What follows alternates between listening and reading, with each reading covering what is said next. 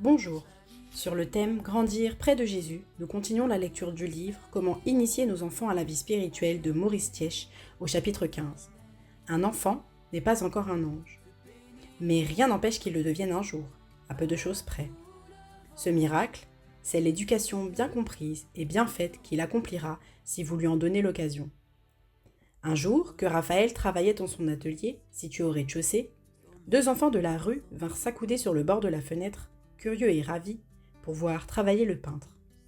L'artiste, s'interrompant, contempla un moment leur pose si naturelle, leur visage innocent, leur regard tout chargé de sympathie et de curiosité. Brusquement, inspiré par cet incident banal, il en tira le tableau universellement connu des deux angelots. Il fixa sur la toile les traits de ses deux enfants, puis il lui suffit d'ajouter des ailes pour en faire de délicieux et célestes visiteurs. Il semble parfois qu'il ne manque que des ailes à un petit enfant pour qu'il n'ait plus rien à envier aux habitants du ciel. Notre esprit associe volontiers la notion d'enfant à celle d'ange. Cela dure peu, hélas, car à mesure que l'enfant grandit, il multiplie les preuves d'une contradiction flagrante entre ces termes. Ainsi, les parents sont-ils les premiers à reconnaître que le petit ange est devenu un vrai petit diable, tant il leur donne de peine et de soucis. Faudra-t-il donc renoncer à toute idée de ressemblance entre l'ange et l'enfant ? Nous nous y résignerons difficilement, car un secret instinct nous avertit que malgré des différences essentielles, une affinité profonde existe entre nous et ceux que l'Écriture appelle nos compagnons de service. L'enfant moyen, celui qui n'est exceptionnel ni en bien ni en mal, nous offre le spectacle, parfois tragique, parfois touchant, d'un être contradictoire dans lequel se manifestent à la fois des tendances angéliques et des propensions diaboliques. Rien n'est plus agréable, plus réconfortant qu'un enfant sage. Rien n'est plus désolant, désespérant qu'un enfant difficile. Dès le berceau, l'enfant se montre capable de faire des merveilles.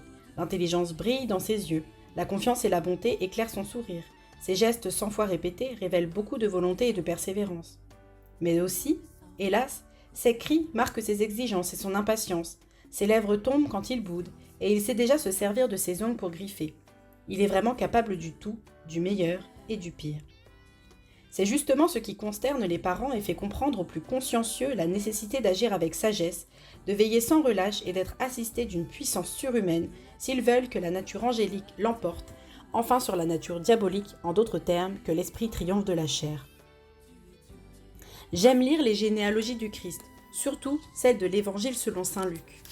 On y voit qu'en passant par des ancêtres tels que David, Abraham et Noé, le sauveur du monde était fils de Seth, fils d'Adam, fils de Dieu. Par Adam, tous les hommes sont fils de Dieu. Mais l'homme a oublié cette filiation, méprisé ses origines. Selon l'expression même employée par Jésus, il est devenu fils du diable. Telle est l'origine de cette double tendance de l'homme, de cette sourde et constante contradiction qui se manifeste dans chacun de ses actes et de la lutte épique qu'il faut livrer à la nature humaine pour que le bien s'y manifeste et y triomphe. Comment donc la nature angélique, divine, se manifestera-t-elle chez l'enfant ? Par quel miracle les puissances du mal seront-elles jugulées et celles du bien rendues prépondérantes ? On peut dresser un enfant, briser sa volonté, lui imposer provisoirement une discipline et une ligne de conduite. Tout cela est inutile, nuisible même, car seule est féconde l'action éducatrice inspirée par un but suprême, agir de telle manière que l'enfant devienne vraiment un fils de Dieu. Les parents et les maîtres se bornent trop souvent à ne donner à l'enfant que les apparences de la sagesse. Comme c'est difficile d'être sage, me disent parfois les enfants. Cela me produit exactement l'impression que je ressentirais si un marronnier me disait « Je suis désespéré, je n'arrive pas à porter, au lieu de mes fruits acerbes, impropres à la consommation, la savoureuse châtaigne de mon frère le châtaignier. » Bien sûr, tant que sa nature n'aura pas changé, ses fruits resteront ce qu'ils sont. C'est le cœur de nos enfants qui doit être changé. L'éducateur ne saurait y parvenir. Dieu seul en est capable, mais il ne le fait pas sans qu'un désir d'être meilleur s'élève vers lui. Il faut donc que l'enfant et, d'une manière générale, tous ceux qui doivent passer par une heureuse transformation du caractère aient le désir d'ouvrir ce cœur et d'y laisser pénétrer cette influence spirituelle. Le rôle de l'éducateur consiste justement à faire naître ce désir.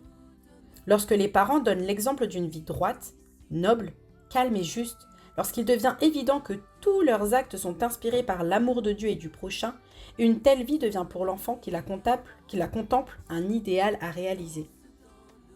C'est cette inspiration même qui permet à la puissance divine d'agir favorablement et d'implanter dans le cœur des principes d'amour et de service. Cet enfant, dit-on parfois, est sage tant qu'on le surveille. Dès qu'on tourne le dos, il fait une sottise. C'est qu'on ne l'a pas élevé selon le grand principe de la véritable éducation. Il a subi un certain dressage.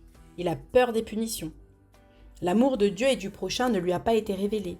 Ce sont de tels enfants dont on se plaint pendant 20 ans et qui manqueront à leur tour l'éducation de leurs propres enfants. Pour que nos enfants soient presque des anges, ne faudrait-il pas que nous le fussions un peu nous-mêmes ?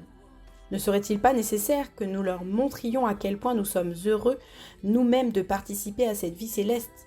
C'est là tout le secret d'une éducation bien réussie. Ce point fondamental, une fois acquis, on peut espérer tous les succès et toutes les victoires. La Bible nous dit dans Deutéronome 6, versets 6 et 7, « Les commandements que je te donne aujourd'hui seront dans ton cœur, tu les répéteras à tes enfants, tu en parleras quand tu seras chez toi, quand tu seras en voyage, quand tu te coucheras et quand tu te lèveras. Je vous dis à bientôt et que le Seigneur continue d'être notre guide pour l'éducation de nos enfants. »